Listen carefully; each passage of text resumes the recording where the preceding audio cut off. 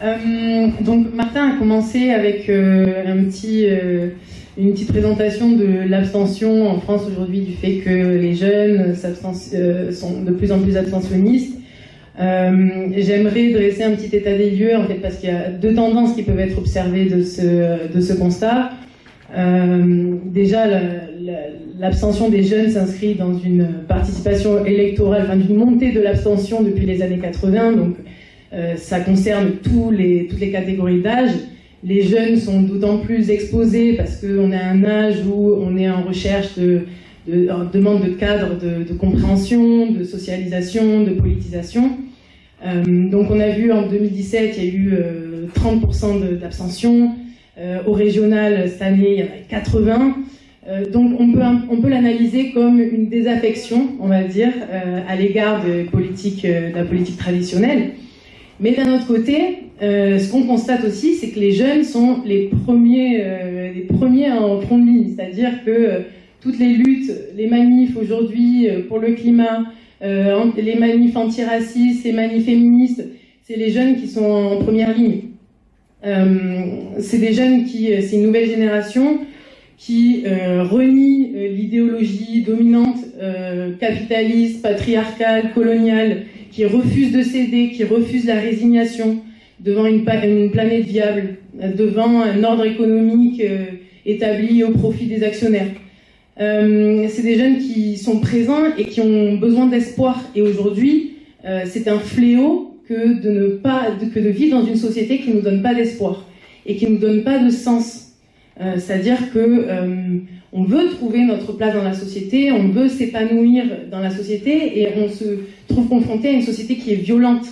Donc il y a un mouvement aussi très fort d'appropriation individuelle de ce qu'est la violence pour nous, cette dureté sociétale, le fait que pour l'instant il y ait une absence de politique climatique efficace, c'est violent.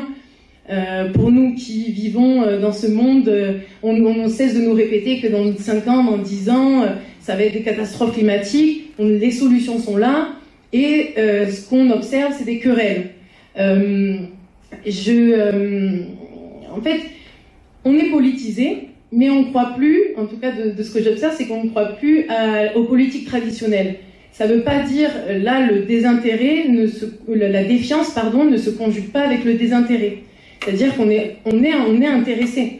La preuve, au contraire, c'est que plus on est critique et plus on a une réflexivité sur le fonctionnement démocratique actuel, plus ça prouve qu'on veut être des acteurs en fait de nouvelles formes de politisation. Donc voilà, je pense que les jeunes aujourd'hui sont dans une demande d'un nouveau modèle de citoyenneté qui est plus inclusif, plus horizontal, et qu'on ne retrouve pas dans les partis politiques actuels. Mais c'est pas que les jeunes, en fait, c'est-à-dire qu'on a besoin de se sentir représenté, mais c'est pas que les jeunes. On l'observe aussi avec les premiers et premières concernés par des injustices, des inégalités du quotidien. On le voit aujourd'hui à l'Assemblée nationale, il y a 5% d'employés, il y a 0 ouvrier, il y a 4 personnes de moins de 30 ans. Donc en fait, il y a vraiment un problème de représentativité à l'échelle nationale. Et je pense que le souci se pose vraiment là aujourd'hui, où on est dans un moment où on a envie de s'impliquer de manière plus directe dans les affaires de la cité. C'est-à-dire qu'on ne supporte plus que les décisions soient prises en haut, en fait, par une classe, enfin des personnes qui viennent d'une même élite sociale, pour d'autres qui sont en bas et qui subissent. Et donc, on est dans une recherche de nouveaux modèles d'organisation et donc dans une urgence de renouvellement démocratique.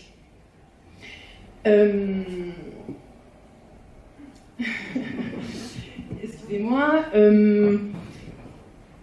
Donc, pour revenir à cette question de représentativité, je pense qu'aujourd'hui, on l'a vu, en tout cas moi ce qui me l'a fait comprendre, c'est l'effervescence des manifestations, des fractures sociales des revendications sociales qui fracturent notre pays.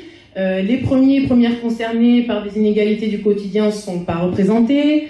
On l'a vu avec le mouvement des Gilets jaunes qui en fait a atteint un niveau de contestation qui aurait dû faire changer les choses en vain.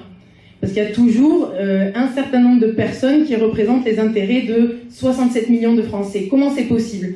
Et c'est là où on se pose la question, en fait, mais quel est le dessein de la politique, finalement? Quelle est la mission de la politique? Qu'est-ce que la politique? Est-ce que la politique, c'est vraiment, c'est que sa définition institutionnelle qui a trait aux élections, aux manipulations, à l'unité voilà, de partis, ou c'est aussi quelque chose qui fait partie de nous?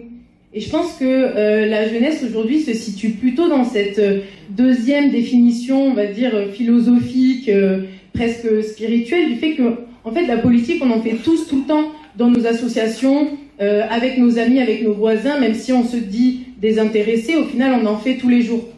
Et qu'il y a vraiment voilà, cette nécessité de se dire, la politique, ça appartient à tout le monde. Donc je suis d'accord, aujourd'hui, évidemment, là, l'urgence, c'est de réfléchir à l'unité pour 2022. Mais si on réfléchit sur le long terme, si on veut créer une société épanouissante pour tous, où on est tous représentés, où on a chacun notre mot à dire, peu importe notre classe sociale, notre sexe, nos origines, nos croyances religieuses, il faut qu'on prenne conscience, en fait, qu'il y a un fait politique, qu'on est tous et tous politisés au travers de nos paroles, de nos choix, de nos actes, donc on est tous compétents en la matière. Ça, dans le meilleur des mondes, ça s'applique via des démocraties directes, en fait, des démocraties où chaque citoyen est son propre représentant. Évidemment, on n'en est pas encore là aujourd'hui, mais ce que je trouve intéressant avec notamment la démarche de la primaire populaire, c'est qu'on voit un développement de méthodes organisationnelles où on va chercher les gens. Et là, il y a vraiment une différence où on peut voir les militants, même les jeunes, des personnes qui sont déjà militantes, les appeler les militants actifs comme ceux qu'on connaît aujourd'hui, qui vont en manif, etc.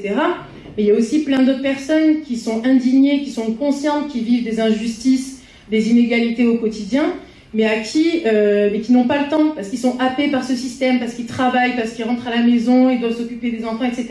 Donc ils n'ont pas le temps de réfléchir à un monde meilleur. Ce qu'il faut, et ce que fait très bien aussi la primaire populaire, et ce que j'observe aussi dans le cadre de mon travail, c'est d'aller chercher des gens, les personnes qui sont les plus éloignées de la politique. Quand on les aide, on fait de l'éducation populaire. Donc l'éducation populaire, c'est une vraie notion. C'est pas éduquer les quartiers, c'est pas conscientiser, c'est faire en sorte que tout un chacun puisse comprendre le monde dans lequel il vit pour se produire sa propre analyse et sa propre action. Comme je vous disais tout à l'heure, le fait d'avoir une réflexivité sur le fonctionnement démocratique, ça c'est pareil, ça s'applique à la vie de tous les jours. Quand on a une réflexivité, quand on essaie de comprendre le monde dans lequel on vit, on peut se produire notre propre analyse et notre propre action.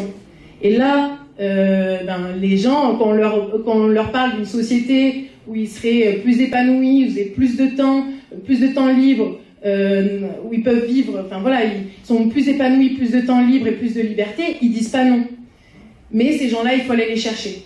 Et je pense qu'aujourd'hui, il faut vraiment qu'on essaie qu'on utilise ce lancement de la primaire populaire, qui utilise des méthodes de community organizing ou d'organisation de communautés, des méthodes qui sont très développées aux États-Unis depuis un moment, qu'on commence à découvrir en France, bon, qui existe avec le syndicalisme. Hein. Il y a eu une vraie période, enfin, on fait du syndicalisme politique, en fait, d'une certaine manière. Mais je pense qu'il ne faut pas qu'on s'arrête à 2022. Je pense que l'urgence, c'est 2022.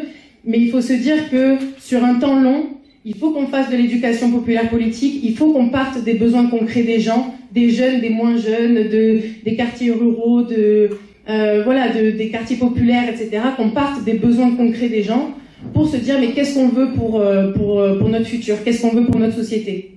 C'est ce que fait la primaire populaire en posant des questions comme qu'est-ce que vous voulez pour 2022. C'est ce qu'on fait avec Émancipation collective, un mouvement d'éducation populaire politique dont je fais partie. On va poser des questions aux gens en leur demandant quels sont vos besoins pour améliorer la société. Qu'est-ce que vous serez prêts à faire? Et ce qu'on se rend compte, c'est que c'est les mêmes sujets qui reviennent. C'est le partage des richesses, c'est l'écologie, c'est cultiver la paix, c'est une éducation au service de l'émancipation. Donc ces choses-là, c'est des choses qui nous concernent tous. C'est l'intérêt général. La politique, ça doit être la défense de l'intérêt général. Et cet intérêt général, on ne sait plus de quoi il est composé aujourd'hui. Donc je pense qu'il y a déjà un premier travail qui est fait. Ils l'ont mentionné avec Plus jamais ça, avec les revendications sociales des Gilets jaunes, la Convention citoyenne pour le climat. Les solutions sont là. le socle commun est une très bonne base. Ce que disait Gérard tout à l'heure, c'est qu'il y a quand même le socle commun a été co-construit avec les 13 partis de gauche, donc ils l'ont tous coécrit, donc ils l'ont tous signé, et puis aujourd'hui ils refusent de participer à la primaire alors qu'ils ont co-construit ce programme. C'est quand même assez paradoxal. Donc on a cette base, et cette base c'est une base, c'est-à-dire que c'est encore insuffisant. Il faut qu'on continue à co-construire tout ce qui touche à l'intérêt général, qu'on reproduise ces conventions citoyennes sur le climat à tout ce qui touche notre vie de tous les jours, et à ce moment-là on pourra construire une société épanouissante pour toutes et pour tous. En tout cas, je pense que c'est le dessein en fait c'est ce que souhaite, je parle en mon nom, hein, mais c'est ce que souhaite la jeunesse aujourd'hui. Et puis si j'ai un dernier petit message à faire passer, c'est que ce qu'on a compris, c'est que il faut rentrer dans le système pour le renverser, parce que en tout cas, c'est pour ça que je candidate à la primaire populaire, c'est parce que si tous les dégoûtés s'en vont, mais il restera que les dégoûtants. Voilà.